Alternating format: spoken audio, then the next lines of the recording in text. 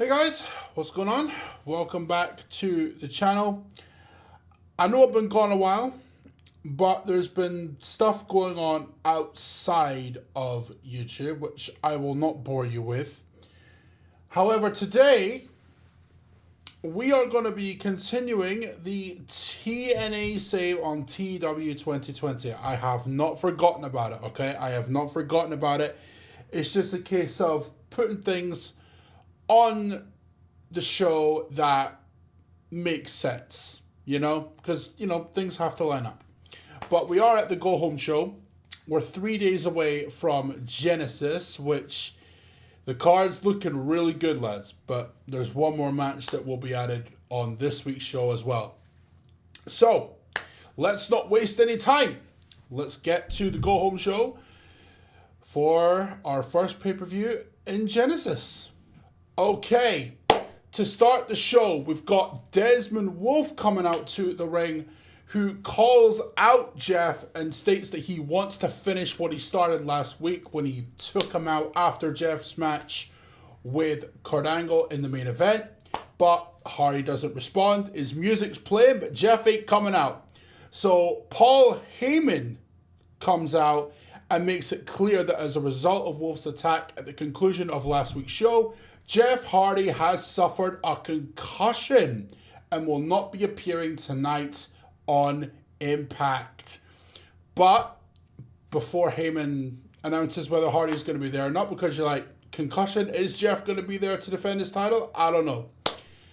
Kurt Angle makes his way down to the ring. He's not happy about Wolfe getting involved in his match last week because Wolfe screwed over Jeff in the main event last time out. And he challenges Wolfe to a match tonight, which Heyman makes official. And he assures Wolfe that Hardy will be at Genesis to defend the TV title. So, Kurt Angle getting a little bit miffed at Desmond Wolfe at the minute because he screwed over Jeff and got in Kurt Angle's business. Plus, Kurt's got the whole contract signing to look forward to as well. So, a lot going on. A 77 segment rating to start the show. That's absolutely fantastic. Kurt came across well. He worked the crowd well. Heyman did anyway. Worked the crowd well using the freedom to improvise to his advantage. It got the crowd hotter. It got the show off to a strong start. And Paul Heyman is getting better at his gimmick. Okay. So strong start. We move. We continue the show with another X Division title defense, the Amazing Red against Suicide. The Amazing Red obviously retains, pins Suicide with the red eye, and that's defense number 4 of the X Division title. A 50 rating for that one. Red was off his game for some reason, but the announcing quality lifted the match. So I suppose that's something. Suicide got a 60 in-ring performance and Red got 56, which is uncharacteristic for Red. I don't know. We'll see what happens, because he does have a mystery opponent coming up as well. But yeah, on to the next segment, guys. Mike Tenay and Don West formally introduced the show after another successful X Division title defense by the Amazing Red. And they promote the upcoming Genesis pay-per-view, which is headlined by AJ Styles defending the world title against Kurt Angle. And tonight on Impact, we will see the final face-to-face between the two, as Styles and Angle will sign the contract for the title match. They also promote Red's next title defense, which was announced by Heyman last week, and Jeff Hardy defending the TV title against Desmond Wolfe. Now, I will say this on the X Division title match at the pay-per-view. I've got the mystery opponent signed. I'm not going to reveal who it is because that will spoil it. But there's a plan in place. A 44 segment rating, not great. Mike Tenay did not do well without a script to follow, but Don West did work the crowd well. So it got the point across. We wanted to promote the pay-per-view, and that's exactly what we've done. So yeah, we move. We transition right to the next match, ODB versus Madison Rayne. Now, the beautiful people have kind of been getting involved with ODB a lot And there's this whole angle of, is Tara with them? Is she not? We don't know. But in a bout that had a decent reaction from the crowd, but subpar wrestling, Madison Rayne defeated ODB in 10 minutes by pinfall with a running big boot following botched interference by Tara. So Tara getting involved again. During the match, we also had Velvet Sky distract ODB. So there's that line of, is Tara with the beautiful people? Well, ODB certainly thinks so. And that botched interference is not going to go down well with her at all. A segment rating of 50, which isn't bad. ODB was really off her game, but the announcing lifted it. And to be honest, it kind of progresses the story of where we want to go, because again, this is about it does involve the beautiful people, but the main focal point of it is the Knockouts Championship, which leads us to the next segment. Following that, after losing to Madison Rayne thanks to an inadvertent assist by Tara, ODB is furious, understandably so.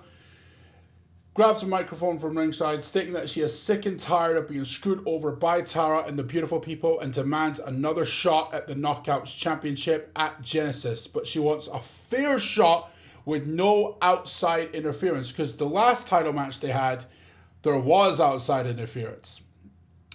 And proposes that the match takes place inside of a steel cage, which Tara accepts. So you guys know the final match on the Genesis card. Tara and ODB inside of a steel cage. You know, it's good, man. It's good. A 51 segment rating. So the Knockouts are improving in that regard. So the storyline is getting somewhere. The announcing lifted it, and the angle got the crowd hotter as well. So the Genesis card is pretty much all filled out, really. We've got 6 matches coming up on the show, and I'm happy with it, man. I really am. We then cut to the backstage area. Ahead of his match with Samoa Joe at Genesis, Daniels is interviewed backstage by JB, who highlights the ongoing issue between Joe and Daniels and asked her if there is any credence to what Samoa Joe has said the last few weeks in regards to Daniels not having what it takes to win the TNA World Heavyweight Championship. Because Joe's playing those mind games, man. Joe is playing those mind games.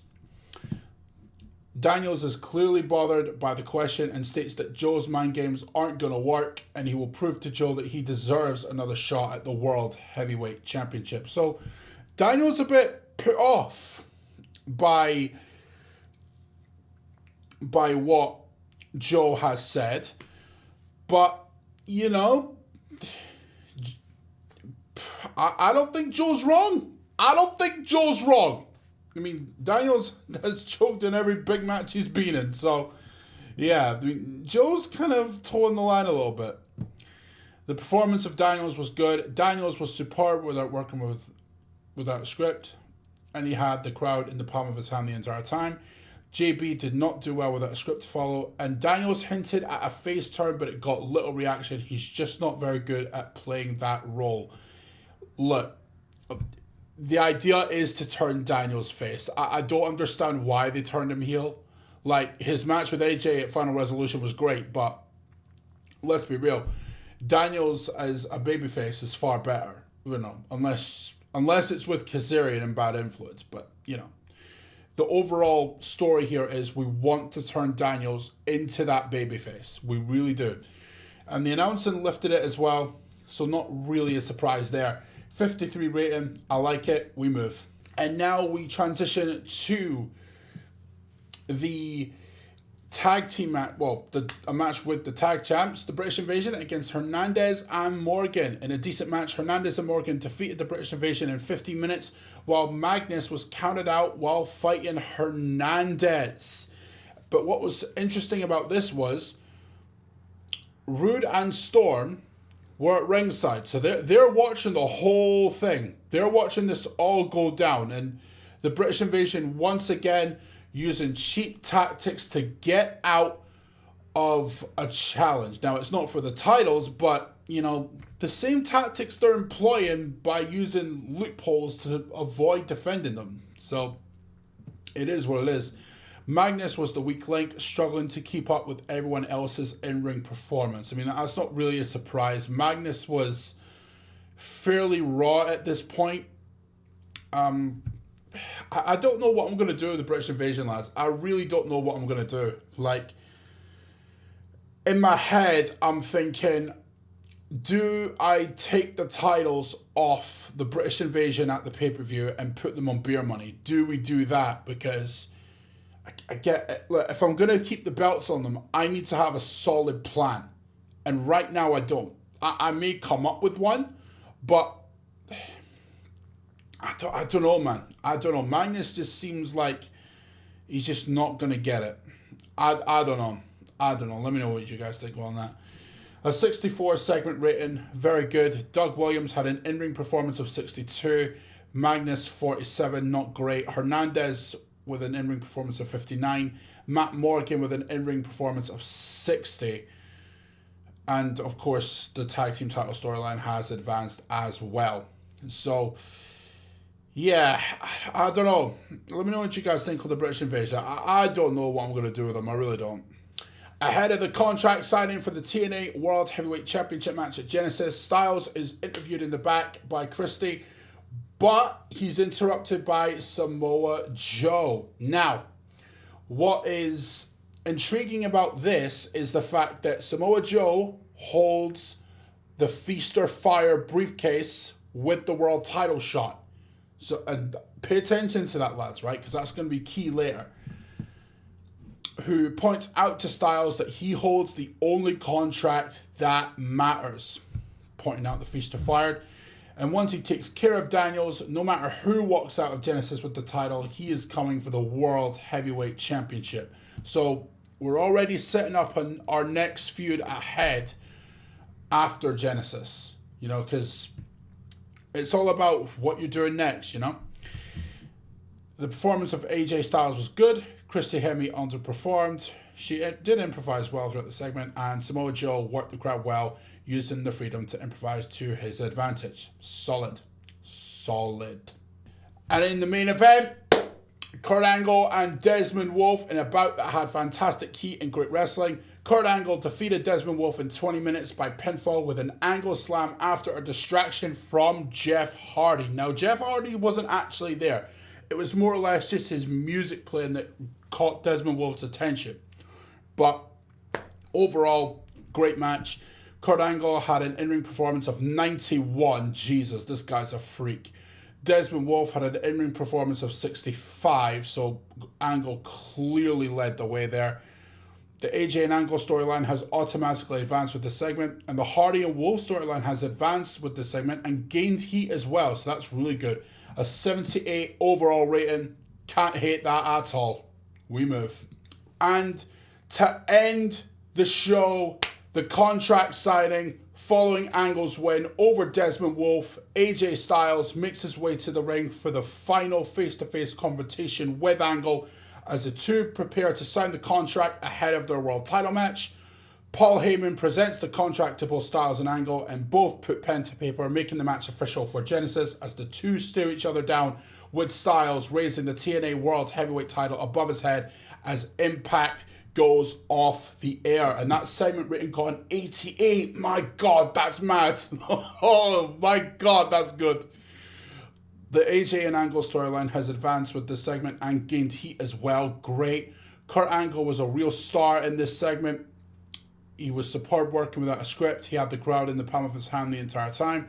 So was Paul Heyman. Great. At the announcing desk, Don West was pretty weak. Okay.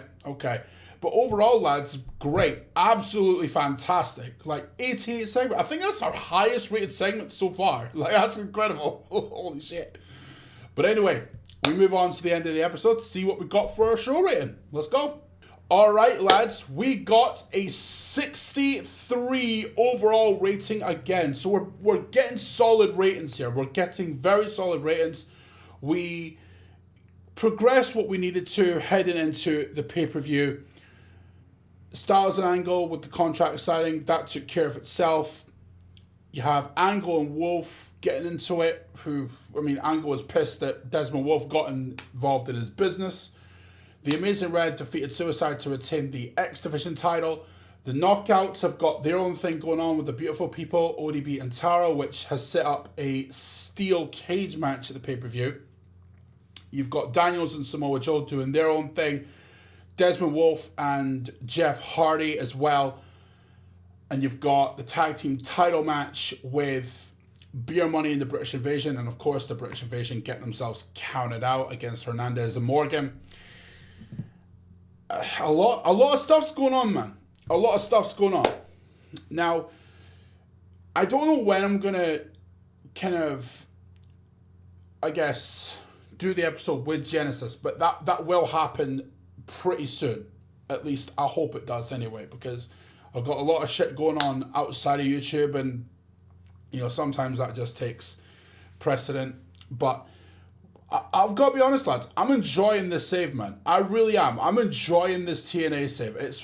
It's been absolutely fantastic, man. Like, more so than when we did it last time. But an 88 rating for that contract, so I did not expect that. I was expecting something like a 76 or something like that.